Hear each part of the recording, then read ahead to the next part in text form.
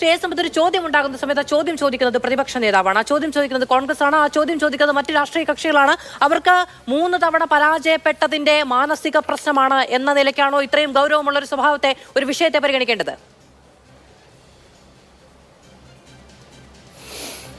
മാധു, ഇതൊരു വളരെ ചെറുതായ ഒരു വിഷയമല്ല. ഒരു വലിയ നൗക, ഒരു വലിയ കപ്പൽ മുങ്ങാനായി ഒരു ചെറിയ ദ്വാരം മതി. ഒരു വിമാനം ഒരിക്കലും ഉണ്ടാകാൻ പാടില്ലാത്ത ഒരു ദുരന്തം ഉണ്ടാകുന്നതിന് ഏതെങ്കിലും വഴിതെറ്റി വന്ന ഒരു പക്ഷി മാത്രം മതി. നമ്മൾ വഴിയിൽ യാത്ര ചെയ്യുമ്പോൾ ഒരു പക്ഷേ ആരെങ്കിലും നമ്മുടെ വാഹനത്തിന് മുന്നിലേക്ക് കുതിച്ച് അറിയാതെ എടുത്തു ചാടിയാൽ ഒരു അപകടമുണ്ടാകാൻ നിമിഷങ്ങളുടെ ഒരു ഒരു ഒരു ചെറിയ ഒരു ഒരു ഒരു ഒരു തലമുടി നാരിഴയുടെ ആ ഒരു അകലം മാത്രം മതി. ഇപ്പോൾ ഗോപകുമാർ സാർ പറഞ്ഞ കാര്യത്തിൻ്റേത് ഞാൻ സാറിൻ്റെ അടുത്ത് തർക്കിക്കാനല്ല, മാധു ആ ഒരു കാര്യം ഇവിടെ ചൂണ്ടിക്കാണിച്ചു.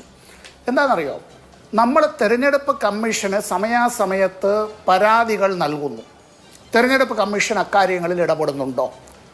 ഞാൻ കുറച്ച് കാലം മുമ്പുള്ള ഒരു സുപ്രീം കോടതി ഉത്തരവ് കൂടി പറയാം. മാധു ഓർക്കുന്നുണ്ടാവും, സാറൊക്കെ നന്നായിട്ട് ഓർക്കുന്നുണ്ടാവും ഈ കാര്യത്തിൽ. എന്താണെന്ന് പറഞ്ഞാൽ, ഈ 2004 മൂവാറ്റുപുഴയിൽ നിന്നുള്ള ലോക്സഭാ തെരഞ്ഞെടുപ്പ് വേളയിൽ തന്നെ അന്ന് അവിടെ CPM-ൻ്റെ സ്ഥാനാർത്ഥിയായിരുന്ന സഖാവ് PM ഇസ്മായിലിൻ്റെ തെരഞ്ഞെടുപ്പ് കമ്മിറ്റി ചില പരാതികൾ അന്ന് NDAയുടെ സ്ഥാനാർത്ഥിക്കെതിരായി നൽകിയിരുന്നു. അത് തെരഞ്ഞെടുപ്പിൽ വോട്ട് അത്തരത്തിൽ അഭ്യർത്ഥിച്ചുകൊണ്ട് വർഗീയമായ പരാമർശങ്ങളും അത്തരത്തിൽ സാമുദായികമായിട്ടുള്ള ചില വോട്ട് ശേഖരണത്തിന് വേണ്ടിയിട്ടുള്ള കാര്യങ്ങൾ, ഞാൻ അതിലേക്കൊന്നും കടക്കുന്നില്ല. തെരഞ്ഞെടുപ്പ് കമ്മീഷൻ ഇക്കാര്യത്തെ സംബന്ധിച്ച് പരിശോധിക്കാൻ തയ്യാറായില്ല. അതിനുശേഷം തെരഞ്ഞെടുപ്പിൻ്റെ ഫലപ്രഖ്യാപനം വന്നപ്പോൾ ഞങ്ങൾ അവിടെ പരാജയപ്പെട്ടത് വെറും 529 വോട്ടിനാണ്. 2004 ആ തെരഞ്ഞെടുപ്പ് കഴിഞ്ഞ് ശ്രീ PC തോമസ് അന്ന് NDA ഗവൺമെൻറ്റിൽ അദ്ദേഹം സഹമന്ത്രിയുമായി കേസ് നമ്മുടെ ഈ ഹൈക്കോടതിയിൽ നേരിട്ട് അങ്ങനെ വിസ്തരിക്കപ്പെടുന്നതായിട്ടുള്ളത് ഇലക്ഷൻ പെറ്റീഷനുകളാണ്, തെരഞ്ഞെടുപ്പ് ഹർജികളാണ്. ആ തെരഞ്ഞെടുപ്പ് ഹർജിയിൽ ശ്രീ PM ഇസ്മായിലിന് വാദിഭാഗത്തിന് ഹർജിക്കാരന് അനുകൂലമായി വിധിയുണ്ടായി. ആ വിധിക്കെതിരായി ശ്രീ PC തോമസ് സുപ്രീം കോടതിയിൽ പോയി. സുപ്രീം കോടതിയിൽ ഇതിൻ്റെ അപ്പീലെല്ലാം കേട്ടതിന് ശേഷം സുപ്രീം കോടതിയുടെ വിധി വന്നു എന്നത് എപ്പോഴാണ് എന്ന് ചോദിച്ചാൽ, ആ തെരഞ്ഞെടുപ്പിൻ്റെ കാലാവധിയെല്ലാം കഴിഞ്ഞ് അവിടെ ലോക്സഭയും പിരിച്ചുവിട്ട്, നമ്മൾ പറയുമല്ലോ പശുവും ചത്ത് പാലും പിരിഞ്ഞ് മോരിലെ പുളിയും പോയി എന്നുള്ളതിന് ശേഷം സുപ്രീം കോടതി വിധി വന്നു. എന്താ, അവിടെ വിജയിച്ച സ്ഥാനാർത്ഥിയുടെ തെരഞ്ഞെടുപ്പ് അസാധുവായി പ്രഖ്യാപിച്ചു.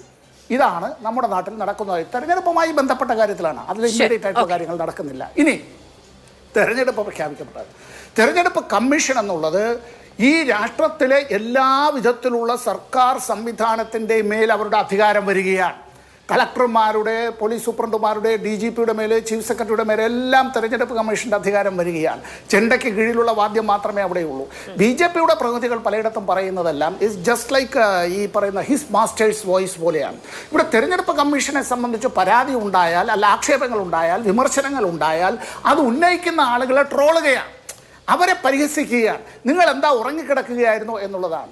ഇവിടെ മുമ്പെപ്പോഴെങ്കിലും നടന്നിട്ടുള്ളതായിട്ടുള്ള ദുരൂഹമായ സാഹചര്യത്തിൽ ഒരു മരണം, ഒരു ആത്മഹത്യയായി എഴുതിയത്, ഒരു അപകടമായി എഴുതിയത്, ഈ മുമ്പ് മോഹൻലാൽ അഭിനയിച്ച ഒരു സിനിമയുണ്ട് ഉയരങ്ങളിൽ എന്നുള്ളതിൽ കുറേ ഈ മരണങ്ങൾ ഇങ്ങനെ ദുരൂഹമായി, അതുപോലെ അപകട മരണങ്ങളായി, അത്തരത്തിൽ ആത്മഹത്യകളായി എഴുതി തള്ളിയത് പിന്നീട് അത് കാലതാമസമുണ്ടായാൽ പിന്നീട് ഇത്രയും ഗൗരവമായ രാജ്യത്തിന്റെ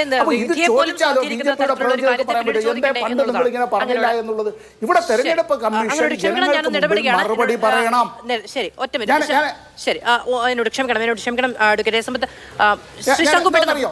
കഴിഞ്ഞ ലോക്സഭാ തെരഞ്ഞെടുപ്പ് കമ്മീഷൻ ഇവിടെ ഈ ശതമാന കണക്ക് പറഞ്ഞു, ഓർമ്മയുണ്ടല്ലോ, ശതമാന കണക്ക് പറഞ്ഞു.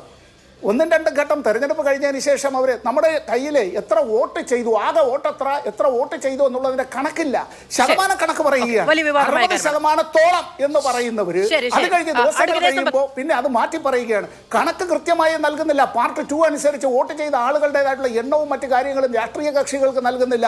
ശതമാന കണക്ക് പറഞ്ഞ് അത്തരത്തിൽ ഒളിക്കുകയാണ് തെരഞ്ഞെടുപ്പ് കമ്മീഷൻ ചെയ്തിട്ടുള്ളത്.